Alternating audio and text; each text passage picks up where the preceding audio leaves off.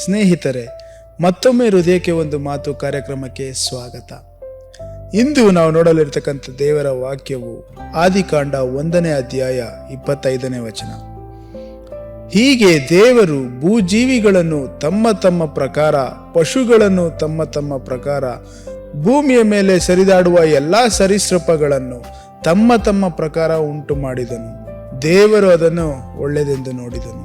ಪ್ರಿಯರೇ, ಈ ವಾಕ್ಯವು ಆದಿಕಾಂಡ 1ನೇ ಅಧ್ಯಾಯ 24ನೇ ವಚನದಲ್ಲಿ ಹೇಳಿರುವ ಪ್ರಕಾರ ದೇವರ ಮಾತುಗಳು ಹೇಗೆ ನೆರವೇರಿತು ಎಂಬುದನ್ನು ವಿವರಿಸುತ್ತದೆ ಎಂಬುದಾಗಿ ನಾವು ನೋಡಬಹುದು. ಪ್ರಿಯರೇ, ಹಾಗಾದ್ರೆ ಈ ವಾಕ್ಯದಿಂದ ಕೆಲವೊಂದು ಪ್ರಾಮುಖ್ಯವಾಗಿರುವಂತಹ ಅಂಶಗಳನ್ನು ನಾವು ನೋಡಿಕೊಳ್ಳೋಣ. ಮೊದಲನೇದಾಗಿ, ಹೀಗೆ ದೇವರು ಉಂಟು ಮಾಡಿದನು. ಇದು ದೇವರು ಹೇಳಿದ ಮಾತುಗಳು ಕಾರ್ಯರೂಪಕ್ಕೆ ಬಂದಿದೆ ಎಂಬುದಾಗಿ ದೃಢಪಡಿಸುತ್ತಾ ಇರುವುದನ್ನು ನಾವು ನೋಡಬಹುದು. ಹಾಗಾದ್ರೆ ಇದರಿಂದ ನಾವೇನ್ ತಿಳಿಯಬಹುದು ಎಂಬುದಾಗಿ ನಾವು ನೋಡುವಾಗ, ಸೃಷ್ಟಿಯು ದೇವರ ಮಾತಿಗೆ ಇವತ್ತಿಗೂ ವಿಧೇಯಾಗಿದೆ ಎಂಬುದಾಗಿ ನಾವು ನೋಡಬಹುದು.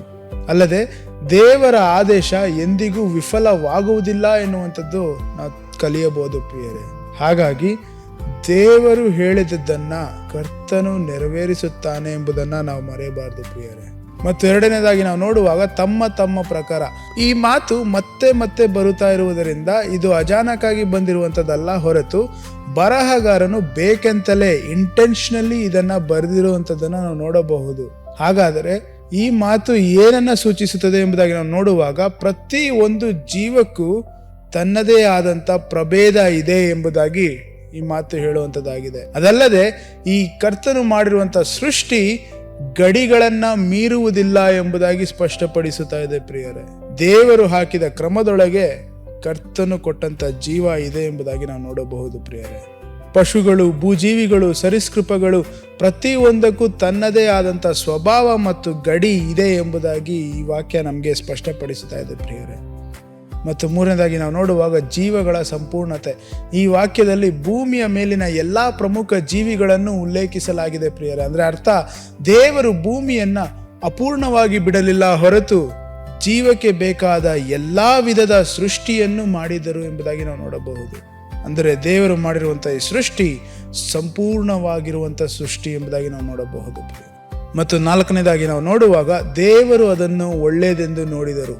ಇದು ದೇವರ ಒಂದು ಪರಿಶೀಲನೆಯ ಒಂದು ತೀರ್ಪಾಗಿದೆ. ಒಳ್ಳೆಯದು ಎನ್ನುವಾಗ ಇದು ಮನುಷ್ಯನ ಅಭಿಪ್ರಾಯವಲ್ಲ, ಪ್ರಕೃತಿಯ ಸ್ವಯಂ ಘೋಷಣೆ ಅಲ್ಲ, ಆದರೆ ದೇವರ ಉದ್ದೇಶಕ್ಕೆ ತಕ್ಕಂತೆ ಸೃಷ್ಟಿಯಾದ ಒಂದು ಕಾರಣದಿಂದ ಕರ್ತನು ತಾನೇ ಇದನ್ನ ಒಳ್ಳೆಯದು ಎಂದು ಘೋಷಿಸಿದ್ದಾನೆ ಎಂಬುದಾಗಿ ನಾವು ನೋಡಬಹುದು. ಪ್ರಿಯರೇ, ಹಾಗಾದರೆ ಇದರಿಂದ ನಾವು ಕಲಿಯುವಂಥ ಪಾಠ, ದೇವರೇ ಎಲ್ಲಾ ಜೀವಗಳ ಸೃಷ್ಟಿಕರ್ತ.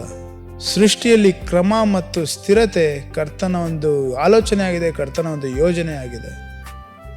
ಅದಲ್ಲದೆ ದೇವರ ಉದ್ದೇಶಕ್ಕೆ ತಕ್ಕದ್ದು ಮಾತ್ರ ದೇವರ ದೃಷ್ಟಿಯಲ್ಲಿ ಒಳ್ಳೆಯದಾಗಲಿಕ್ಕೆ ಸಾಧ್ಯ. ಪ್ರಿಯರೇ, ಹಾಗಾದ್ರೆ ಈ ವಾಕ್ಯವು ನಮಗೆ ತರುವಂತ ಒಂದು ವಾಗ್ದಾನ, ದೇವರು ಯಾವತ್ತೂ ತನ್ನ ಕಾರ್ಯವನ್ನ ಅಪೂರ್ಣವಾಗಿ ಬಿಡುವುದಿಲ್ಲ.